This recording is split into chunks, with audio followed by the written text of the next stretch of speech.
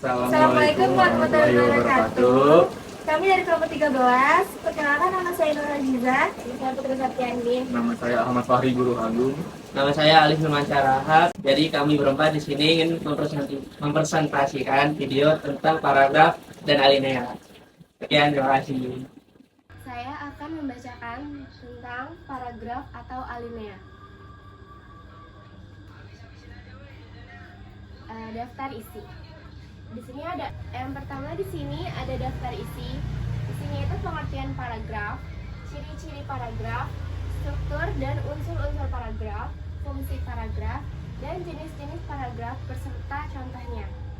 Kedua, ada ciri-ciri.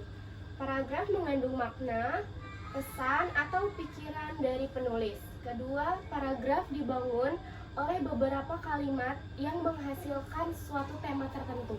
Yang ketiga, ada kalimat-kalimat dalam paragraf disusun secara logis dan sistematis. Yang keempat, ada paragraf mengandung satu ide pokok dalam beberapa kalimat penjelas.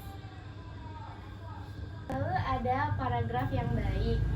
Paragraf yang baik memiliki kesatuan, kepaduan, ketuntasan, konsisten, sudut pandang, dan keruntutan. Lalu ada unsur-unsur paragraf.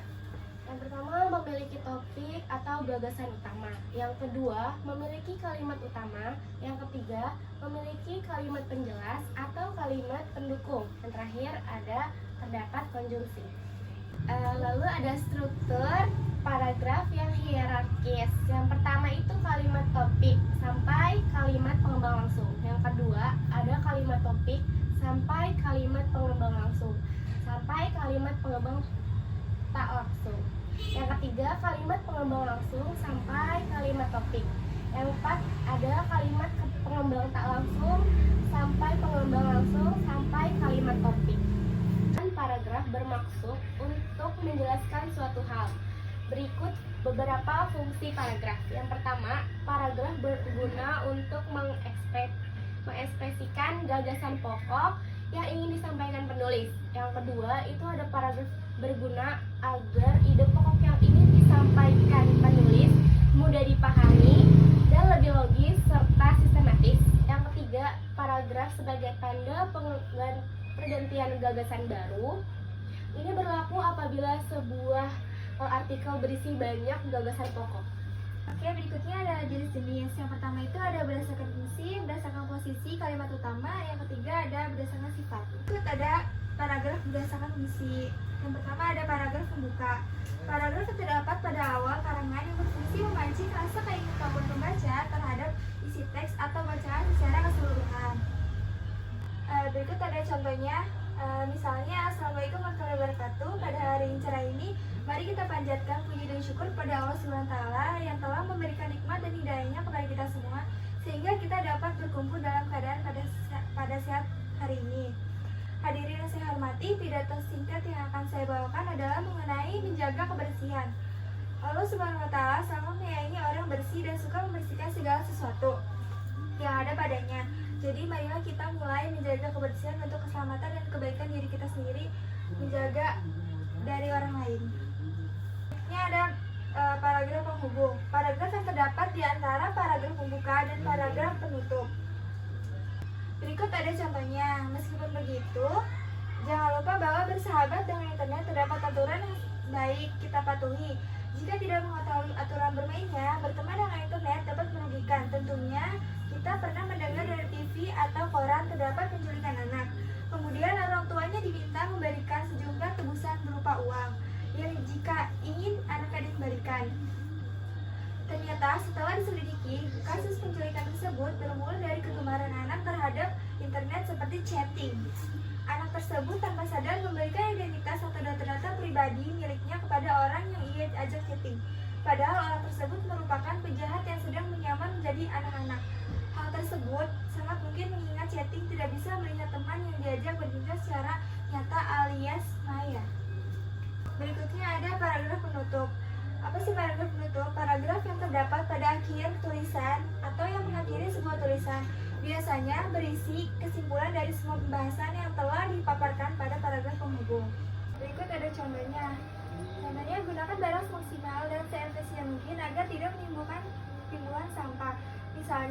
bisa menggunakan plastik pembungkus hingga tidak bisa digunakan lagi. Bisa juga dengan memperbaiki perabot lama dengan memberinya desain. Selain bisa meminimalisir sampah, kamu juga menghemat biaya dengan tidak memberi perabot baru. Hutan memberikan banyak kontribusi bagi kehidupan semua makhluk hidup yang ada di muka bumi ini. Oleh karena itu, sangat penting untuk menjaga hutan agar terhindar dari semua dampak yang mungkin terjadi. Saya akan menjelaskan berdasarkan posisi kalimat utama. Yang pertama ada paragraf deduktif. Paragraf yang ide pokok atau gagasan utamanya terletak di awal paragraf dan diikuti oleh kalimat-kalimat pengembang untuk mendukung gagasan utama. Contohnya ada paragraf berupa Indonesia merupakan negara kepulauan terbesar di Indonesia. Ada lebih dari 18.000 pulau di Indonesia yang diantaranya sekitar 6.000 pulau yang berpenghuni. Sebagai negara kepulauan dengan wilayah terluas di dunia, Indonesia memiliki potensi besar menjadi poros maritim dunia. Hal ini memberi keuntungan yang besar bagi Indonesia dalam hal perdagangan ekonomi dunia. Selanjutnya ada paragraf induktif. Paragraf induktif adalah paragraf yang kalimat topiknya terdapat pada bagian akhir dan merupakan pendukung gagasan utama. Secara ekonomi, kota ini sangat kondusif untuk berbisnis. Secara budaya, kota ini amat kaya akan ragam budaya etnis. Penduduknya pun relatif terbuka terhadap unsur etnis yang berbeda. Secara geografis, kota ini terletak di daerah yang relatif sejuk. Itulah hal yang membuat kerasan tinggal di kota Bandung.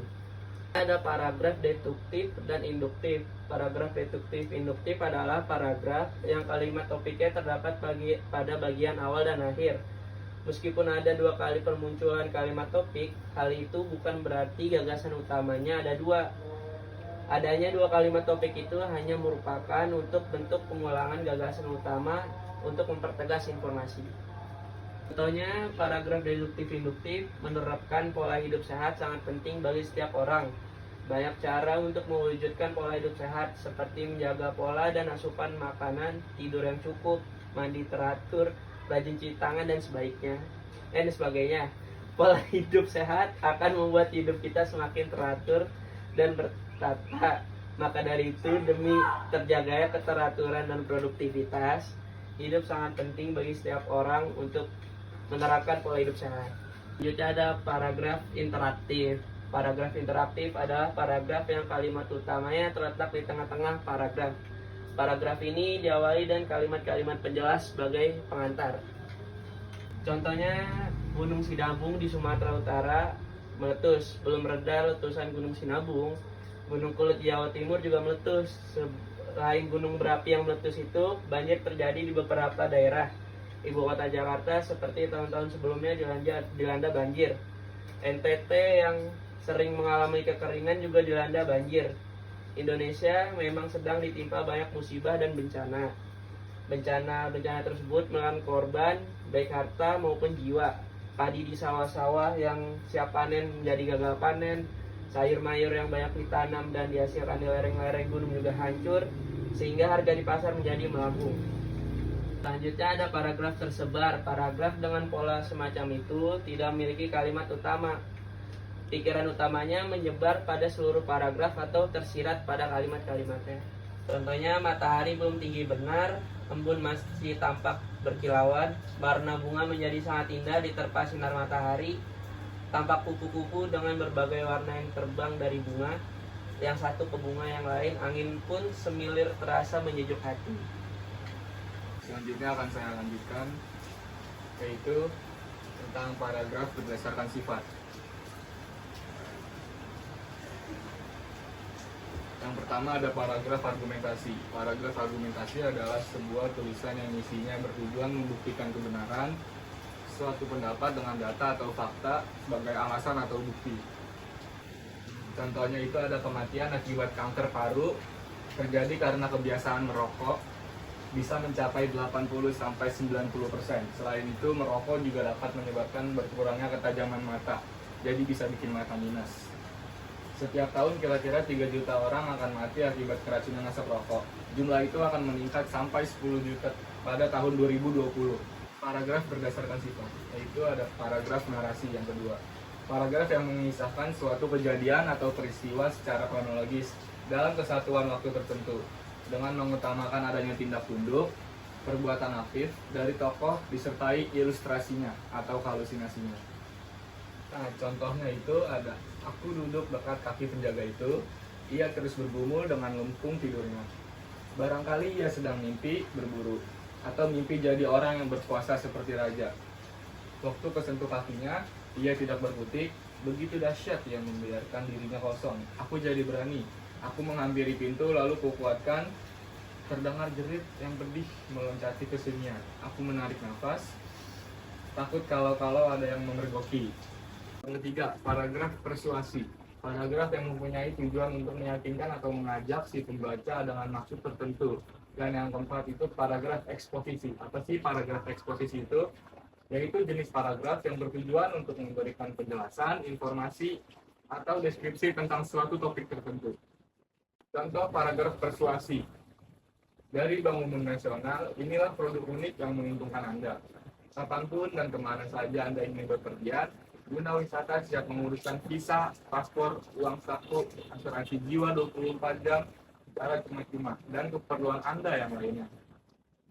Anda terima beres. Sementara simpanan Anda di guna wisata terus berbunga, guna wisata menerima simpanan dalam mata uang rupiah dengan US dollar dengan bunga 7,1% dan 8,5%. Dapatkan segera keterangan selengkapnya pada Bank Umum Nasional terdekat di kota Anda. Untuk kemudahan Anda melakukan perjalanan wisata, bisnis, atau perjalanan lainnya, mulai hari ini manfaatkan Guna Wisata. Contoh paragraf eksposisi. Nilai-nilai sosial dan moral mempunyai pengaruh yang kuat terhadap pertumbuhan individu seseorang. Memang, nilai-nilai sosial dan moral ini seolah-olah bekerja membina seseorang mulai masa kanak-kanak sampai dewasa. Setapak demi setapak, seseorang diperkenalkan dengan nilai-nilai sosial dan moral lingkungannya. Yang kelima itu ada paragraf deskriptif. Paragraf deskriptif itu tulisan atau karangan yang menggambarkan suatu objek berdasarkan hasil pengamatan, perasaan, dan pengalaman sang penulisnya. Contohnya, setiap hari Minggu di Jalan Setiabudi, kendaraan tampak bergerak pelan-pelan seperti siput-siput kelelahan. Seluruh kendaraan yang berderet puluhan meter sama menanti dan bergerak pelan dengan sabar. Kendaraan-kendaraan yang di depan pun tidak berjalan cepat karena menjaga keseimbangan jalan. Jalan itu penuh pagi ini.